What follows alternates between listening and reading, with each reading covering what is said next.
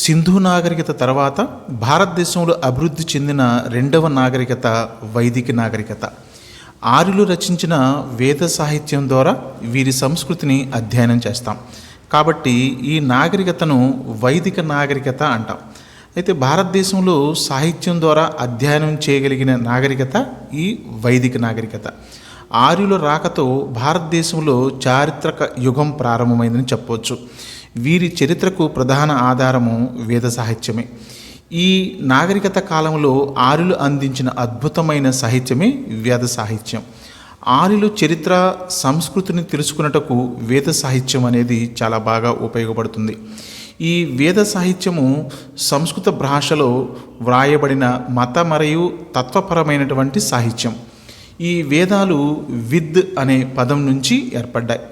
విద్ అంటే తెలుసుకోవటము, దీన్ని మనం జ్ఞానము అని కూడా అర్థం. ఈ వేద సాహిత్యము అంటే దీంట్లో ప్రధానంగా వేదాలు, బ్రాహ్మణాలు, అరణ్యకాలు, ఉపనిషత్తులు ఉంటాయి. అలాగనే వేదాంగాలు, పురాణాలు, ఉపవేదాలు, ఇతిహాసాలు ఉంటాయి. అయితే వీటిలో మనం జాగ్రత్తగా ఒకసారి పరిశీలిస్తే వీటిని శృతి సాహిత్యము అని వేదాలు, బ్రాహ్మణాలు, అరణ్యకాలు, ఉపనిషత్తులను మనము శృతి సాహిత్యము అంటాం. ఇవి అపౌరుషములు, అంటే దేవతలు వ్రాసి వీటిని ఋషులకు అందించారని అర్థం. ఇవి అత్యంత పవిత్రమైనటువంటి గ్రంథాలు. అలాగనే వీటిల్లో స్మృతి సాహిత్యము అని కూడా కొన్ని ఉన్నాయి. అవి వేదాంగాలు, పురాణాలు, ఉపవేదాలు, ఇతిహాసాలని మనము స్మృతి సాహిత్యం అంటాం. ఇవి ఋషుల ద్వారా వ్రాయబడినటువంటి గ్రంథాలు. కాబట్టి వేద సాహిత్యంలో ఉన్నటువంటివి శృతి సాహిత్యము, స్మృతి సాహిత్యంగా మనం చెప్పవచ్చు. అయితే వేదాలు మొత్తము 4. వీటిల్లో ఋగ్వేదము, యజుర్వేదము, సామవేదము, అధర్వణ వేదం. ఈ వేదాలలో ఉన్నటువంటి ప్రధానంగా పురోహితులను పిలిచేటువంటి విధానము వేరు వేదాలలో వేరు పేర్లతో పిలుస్తాం. అయితే ఋగ్వేదములో పురోహితులను ఏమంటారంటే హోత్రి అంటాం. ఈ ఋగ్వేదంలో వీరు ప్రధానంగా స్తోత్రాలని పఠించే వారిని హోత్రిగా మనం పిలుస్తుంటాం. అలాగనే యజుర్వేదంలో పురోహితుల్ని ఏమని పిలుస్తారంటే అధర్వ్యు అంటాం. అంటే ఈ యజుర్వేదంలో యజ్ఞయాగాదాలు అలాగనే సంబంధించినటువంటి కర్మకాండలను నిర్వహించే వారిని వచ్చేసి అధర్వ్యు అని పిలుస్తారు. అలాగనే సామవేదములో ప్రధానంగా మంత్రాలు ఉంటాయి. ఈ మంత్రాలు పఠించే వారిని ఏమంటారంటే ఉద్గాత్రి అని పేరుతోటి పురోహితుల్ని పిలుస్తారు. అదేవిధంగా వచ్చేసి అధర్వణ వేదంలో ప్రధానంగా మంత్రాలు పఠించేటువంటి పురోహితులను ఏమంటారంటే బ్రహ్మ అనే పేరుతో పిలుస్తాం. ఈ వేదాల్లో ప్రధానంగా మొట్టమొదటినటువంటి వేదము అంటే ప్రపంచంలోని అతి ప్రాచీనమైనటువంటి సాహిత్యము చతుర్వేదాలలో మొట్టమొదటిది ఋగ్వేదం. ఈ ఋగ్వేదాన్ని మనము దశతమి అని కూడా పిలుస్తుంటాం. ఆర్యుల నాగరికతకు ఇది ప్రధానమైనటువంటి ఆధారం. ఇది ప్రపంచంలోని మొదటి గ్రంథము ఈ ఋగ్వేదం.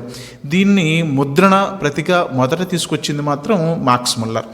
ఇతను ఋగ్వేదమును సామాన్య శకము పూర్వము అంటే 1500 నుంచి 1000 సంవత్సరాల మధ్యకాలంలో చెందిందిగా ఈయన యొక్క పరిశీలనలో తేలినటువంటి అంశం. అయితే ఈ ఋగ్వేదములో మొత్తము మండలాలు 10 ఉన్నాయి.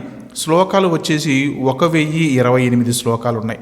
ఈ మొదట ఉన్నటువంటి 1017 శ్లోకాలు తర్వాత 11 శ్లోకాలకు సంబంధించి కలిపారు. తర్వాత ఈ ఋగ్వేదంలో మంత్రాలకు అదేవిధంగా శ్లోకాలకు గల పేర్లను ఏమంటామంటే బుక్కులు అనే పేరుతో పిలుస్తుంటాం. ఈ ఋగ్వేద బుక్కులు అంటే శ్లోకాలని పఠించే వారిని ఏమంటామంటే ఇందాక చెప్పుకున్నట్లుగా హోత్రి అంటాం. ఈ ఋగ్వేదంలో మొత్తము 1028 శ్లోకాలలో ఇంద్రుడు వర్ణన గురించి 250 శ్లోకాలు ఉన్నాయి. అత్యంత ప్రధానమైనటువంటి దేవుడు ఈ ఋగ్వేదములో ఇంద్రుడు అనమాట. అలాగనే అగ్నిదేవుని గురించి కూడా వర్ణన ఉంది. దీంట్లో మొత్తం 200 శ్లోకాలు అగ్నిదేవుని వర్ణన గురించి శ్లోకాలు ఉన్నాయి. అలాగనే ఈ ఋగ్వేదంలో అత్యధికంగా ఎక్కువసార్లు ఉపయోగించినటువంటి పదాలు కొన్ని ఉన్నాయి. అంటే ఈ ఋగ్వేదంలో 1028 శ్లోకాలలో ఓం అనే పదము 1028 సార్లు ఉపయోగించారు. అలాగనే అశ్వ అనే పదం వచ్చేసి 315 సార్లు ఉపయోగించారు. జన అనే పదము 275 సార్లు ఉపయోగించారు. గోవు అనే పదము 176 సార్లు ఉపయోగించారు. విష్ అనేటువంటి పదము 171 సార్లు ఉపయోగించారు. అలాగనే గణ అనేటువంటి పదము 46 సార్లు ఉపయోగించారు. సభ అనేటువంటి పదాన్ని 8 సార్లు ఉపయోగించారు. వైశ్య అనేటువంటి పదాన్ని 2 సార్లు ఉపయోగించారు. యమున అనే పదము 3 సార్లు వస్తుంది. అలాగనే వచ్చి సమితి అనే పదము 9 సార్లు వస్తుంది. బ్రాహ్మణ అనే పదము 14 సార్లు వస్తుంది. విధాత అనే పదము 122 సార్లు వస్తుంది. శూద్ర అనే పదము ఒకసారి వస్తుంది. గంగా అనే పదం కూడా ఒకసారి వస్తుంది. సముద్ర అనే పదం కూడా ఒకసారి వస్తుంది.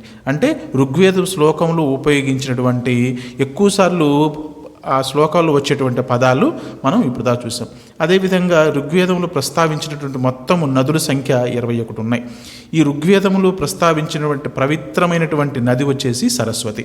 ఈ ఋగ్వేదములు నదులు ప్రధానమైనటువంటి గోమతి, సింధు, విపాస, వితస్త, శతుద్రి, అసిగ్ని, పరుష్ని, యమున నదుల గురించి ప్రధానంగా ఋగ్వేదంలో ప్రస్తావించబడి ఉన్నాయి. అలాగనే ఋగ్వేదంలో ప్రస్తావించబడినటువంటి పర్వతాలు హిమాలయాలు. ఈ ఋగ్వేదం మండలాల్లో మొత్తం మనం మండలాలకు సంబంధించినటువంటి 10 మండలాలు చెప్పుకున్నాం. ఈ 10 మండలాల్లో అతి ప్రాచీనమైనది అంటే మండలాలు 2వ మండలము, అదేవిధంగా 7వ మండలాలు. తర్వాత చేరిని వచ్చేసి 10 మండలాలు చేరినాయి. అంటే మొత్తం 10వ చివరి మండలం వచ్చేసి వాటిని ఏమంటామంటే మనం పురుష సూక్తము అంటాం. అయితే 3వ మండలంలో సావిత్రిని ఉద్దేశించిన గాయత్రి మంత్రం ఉంది. అదే విశ్వామిత్రుడు ప్రవచించినని కూడా చెప్తూ ఉంటారు. అదేవిధంగా 7వ మండలంలో దశరాజ గణ యుద్ధం గురించి ఉంది. అదేవిధంగా 9వ మండలంలో సోమదేవుని ప్రార్థన కలదు. అదేవిధంగా సోమపానీయం గురించి కూడా ఈ మండలంలో ప్రస్తావించబడి ఉంది. అలాగనే 10వ మండలంలో విశ్వజననం, అదేవిధంగా వర్ణ వ్యవస్థను తెలిపేటువంటి పురుష సూక్తం కూడా 10వ మండలంలో ప్రధానంగా చెప్పబడి ఉంది. ఈ ఋగ్వేదంలో చెప్పబడినటువంటి ఇంకా కొన్ని ఇతర అంశాలు కొన్ని ఉన్నాయి. అంటే ఋగ్వేదంలో అనేక విషయాలు ఇతర అంశాలు కూడా ఉన్నాయి. వాటిలో కుల వ్యవస్థను తెలిపేటువంటి అత్యంత ప్రాచీన ఆధారము పురుష సూక్తం. ఇది శూద్రుల ప్రస్తావన ఇందులో ఉంటుంది. ఋగ్వేదంలో అధికంగా ప్రాధాన్యత పొందినటువంటి జంతువు వచ్చేసి గోవును ప్రధానమైనటువంటి దేవతగా పూజిస్తూ ఉంటారు. అలాగనే ఋగ్వేదంలో ప్రస్తావించినటువంటి స్త్రీ దేవతలు అదితి, ఉషస్. ఈ ఋగ్వేదాన్ని సంబంధించినటువంటి వ్యాఖ్యానం రాసింది సాయనుడు. యజ్ఞయాగాదుల గురించి, కర్మకాండల గురించి ఈ ఋగ్వేదం ప్రధానంగా తెలుపుతుంది. అదేవిధంగా ధ్వని తరంగాలు, అదేవిధంగా ప్రసారం గురించి కూడా ఇది తెలుపుతుంది. అదేవిధంగా పర్యావరణ సంబంధమైనటువంటి విషయాల గురించి ఋగ్వేదము తెలుపుతుంది. మేఘాల ద్వారా వర్షాలు కురిసే విధానం కూడా ఈ ఋగ్వేదములో తెలపబడి ఉంది. అదేవిధంగా శస్త్రచికిత్స గురించి, రేఖాగణిత విషయాల గురించి కూడా ఈ గ్రంథంలో ప్రస్తావించబడి ఉంది. ఈ ఋగ్వేదాన్ని పోలిన గ్రంథం వచ్చేసి మరొకటి జండ్ అవేస్తాగా మనం చెప్తూ ఉంటాం.